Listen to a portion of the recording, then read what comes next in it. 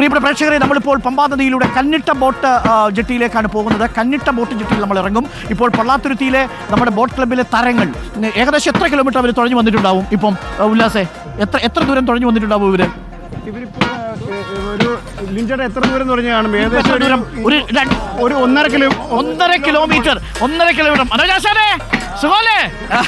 മനോജാശാനുണ്ട്, നമ്മുടെ വിനോദാശാനുണ്ട്, ഒപ്പം ഹരണാശാനുണ്ട്. അപ്പം ഗംഭീരമായ പെർഫോമൻസ് ആണ്. ഓക്കെ, 1.5 കിലോമീറ്ററോളം തുഴഞ്ഞു വന്നൊരു ട്രെയിൻ കഴിഞ്ഞു. ഇങ്ങനെ ഒരു 2-3 തവണ ഇവർ ഈ പള്ളാത്തുരുത്തിയുടെ ട്രെയിനിങ് അപാര ട്രെയിനിങ് എന്നാണ്. ഭയങ്കര ട്രെയിനിങ്, പ്രൊഫഷണൽ രീതി എന്ത് പറഞ്ഞാലും. പക്ഷേ ജിജി സാറാണ് പണ്ട് ജീസസ് ബോട്ട് ക്ലബ്ബ് ഉണ്ടാക്കിയ ജിജി സാറാണ് ആദ്യം പ്രൊഫഷണൽ മേഖലയിലേക്ക് മാറ്റിയത്. പക്ഷെ ഇന്ന് അത് മെയിൻറ്റെയിൻ ചെയ്ത് നല്ല രീതിയിൽ കൊണ്ടുപോകുന്നത് പള്ളാത്തുരുത്തിയാണ്. UBCയും നമുക്ക് ആ ഒരു രീതിയിൽ തന്നെ പോകുന്നവരാണ്. എനിക്കൊന്ന് ഉല്ലാസം ഇപ്പോൾ നിൽക്കുന്നത് വേറൊരു എതിർപ്പാളയത്തിലുള്ള ബോട്ട് ക്ലബ്ബിലാണെങ്കിലും അവരുടെ ട്രെയിനിങ്ങിനെയും ആ കരുത്തിനെയും ഒക്കെ നമ്മൾ ഒട്ടും കുറച്ച് കാണുന്നില്ല. മാത്രമല്ല, പ്രിയപ്പെട്ട പ്രേക്ഷകരെ മനസ്സിലാക്കേണ്ട ഒരു പാഠമുണ്ട്.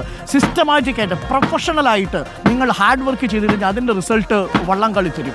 4 വർഷമായിട്ട് ഈ Pallathuruthy boat club Nehru trophy കൈയടക്കുന്നതിൻ്റെ കാരണം അവരുടെ ചിട്ടയൊപ്പിച്ചിട്ടുള്ള ട്രെയിനിങ്ങാണ്. അതേപോലെയാണ് UBC കാറ്റഗറി. കഴിഞ്ഞ തവണ UBC കാറ്റഗറി 1ാം സ്ഥാനത്ത് വരുമെന്നൊക്കെ നമ്മൾ പ്രതീക്ഷിച്ചു. നമ്മളൊക്കെ വാതുവെച്ചു UBC കാറ്റഗറി വരും എന്നാണ് കരുതിയത്. പക്ഷേ കാര്യമുണ്ടായില്ല. 3ാം സ്ഥാനത്തേക്ക് പോയി UBC കാറ്റഗറി. പക്ഷേ ഇത്തവണ UBC കാറ്റഗറി ഇഞ്ചോടിഞ്ച് പോരാട്ടമാണെങ്കിലും ഫോട്ടോ ഫിനിഷിൽ 1ാമത് വരുമെന്നാണ് UBC കാറ്റഗറി. ഇത്തവണ UBC കാറ്റഗറി ആർക്ക് വേണ്ടി തുഴയുന്നതെന്ന് അറിയാമോ? തലവടി ചുണ്ടന് വേണ്ടിയിട്ടാണ് ഇത്തവണ ഇറങ്ങുന്നത്. വിയാപുരം ചുണ്ടന് വേണ്ടി കഴിഞ്ഞ തവണ ഇറങ്ങിയ പള്ളാത്തുരുത്തി ബോട്ട് ക്ലബ്ബാണ് ഇത്തവണ വരാൻ പോകുന്നത്. ആർക്ക് വേണ്ടി വരാൻ പോകുന്നത്? പള്ളാത്തുരുത്തി ബോട്ട് ക്ലബ്ബാണ് ഇത്തവണ കാരിച്ചാലിന് വേണ്ടി രംഗത്തിറങ്ങാൻ പോകുന്നത്. കാരിച്ചാലിന് വേണ്ടി പള്ളാത്തുരുത്തി ബോട്ട് ക്ലബ്ബ് ഇറങ്ങും. തലവടിച്ചുണ്ടന് വേണ്ടി UBC കൈനഗരി ഇറങ്ങും. ആയാപ്പറമ്പ് പാണ്ടിക്ക് വേണ്ടി മങ്കൊമ്പ് തെക്കേക്കര ഇറങ്ങും. അപ്പോൾ ആലപ്പുഴ ബോട്ട് ക്ലബ്ബുണ്ട്, അതേപോലെ കുമരകം ടൗൺ ബോട്ട് ക്ലബ്ബുണ്ട്. അങ്ങനെ അങ്ങനെ അങ്ങനെ അങ്ങനെ അങ്ങനെ അങ്ങനെ പ്രിയപ്പെട്ടവരെ, പുന്നമടക്കായലിനെ തീപിടിപ്പിക്കാൻ വേണ്ടി കുട്ടനാട്ടുകാർ തയ്യാറായി കഴിഞ്ഞിരിക്കുന്നു. ഇത് നമ്മുടെ പള്ളാത്തുരുത്തിയുടെ തട്ടകമാണ്. കന്നിട്ട ജെട്ടി എന്ന് പറഞ്ഞ പള്ളാത്തുരുത്തിയുടെ ആവേശം മുഴുവൻ നിറഞ്ഞു നിൽക്കുന്ന ഒരു സ്ഥലം കൂടിയാണ് ഇത്. പള്ളാത്തുരുത്തി ബോട്ട് ക്ലബിന്റെ ഈ പ്രദേശമാണ് അവരുടെ ഒരു പ്രദേശമാണ്. അവിടുത്തെ കായിക പ്രേമികളും അവിടുത്തെ സപ്പോർട്ട്, ജനങ്ങളുടെ സപ്പോർട്ടാണ് ആ ടീമിനെ വിജയത്തിലേക്ക്. നാടിന്റെ ആവേശമാണ്. നാടിങ്ങനെ ചേർന്ന് നിന്നാൽ പിന്നെ വേറെ ഒന്നുമില്ല. നമ്മുടെ സിനിമയിലൊക്കെ പറയുന്ന പോലെ എൻ്റെ സാറേ പിന്നെ നമുക്കൊന്നും കാണാൻ കഴിയില്ല.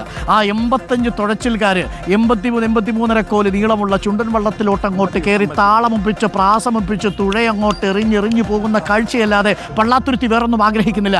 നീറ്റിൽ ഫോട്ടോ ഫിനിഷിങ്ങിൽ UBC കൈനഗരിയെ പിന്തള്ളി പള്ളാത്തുരുത്തി വരുമ്പോൾ ഈ പോലീസുകാരെ പിന്തള്ളി കൈനഗരി വരുമ്പോൾ ചെറുതായിട്ടൊന്ന് ചരിഞ്ഞു. അതുകൊണ്ടാണ്. അപ്പോൾ ഇതിങ്ങനെ ചരിയും, ചെറിയ വീതിയേ ഉള്ളൂ അല്ലേ?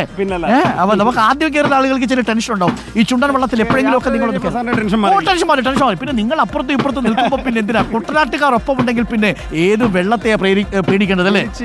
ഞങ്ങളെ വെള്ളത്തിലെടുത്തിട്ട് നീന്തി കീഴുന്നവരെ വളർത്തും. അതാണ് കുട്ടനാടിന്റെ അല്ലേ? നമ്മൾ കുട്ടനാട്ടിലെ ഒരു ചേട്ടൻ കഴിഞ്ഞ തവണ വന്നപ്പോൾ എൻ്റെ അടുത്ത് പറഞ്ഞു, തലയ്ക്ക് മീതെ വെള്ളം വന്നാൽ വെള്ളത്തിന് മീതെ തോണി എന്നുള്ളതാണ് കുട്ടനാടിന്റെ പ്രമാണം. അപ്പോൾ അതുകൊണ്ട് ഇപ്പോൾ ഒരു പേടിയില്ല. കുട്ടനാട്ടുകാരെ കണ്ടാൽ നമ്മുടെ പേടിയൊക്കെ പോകും എന്നുള്ളതാണ്.